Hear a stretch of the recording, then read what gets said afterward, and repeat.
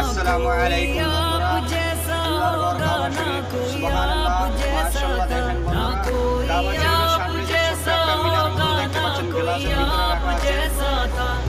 এটার ভিতরে হযরত ইব্রাহিম আলাইহিস সালামের কদম মোবারক রাখা আছে। হাজিরা যখন হজ করতে যায়, এটা আল্লাহ পাক দেখায়।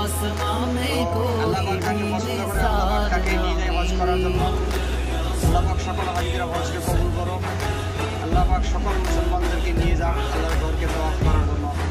আল্লাহর কাছে দোয়া করি। বন্ধুরা, এটা আল্লাহর ঘর, ভিডিওটা শেয়ার করে দেবেন। সুবহানাল্লাহ, প্রচুর গরম বন্ধুরা এখন মক্কা শরীফে। তারপরও দেখেন লক্ষ লক্ষ হাজিদের ভিড়।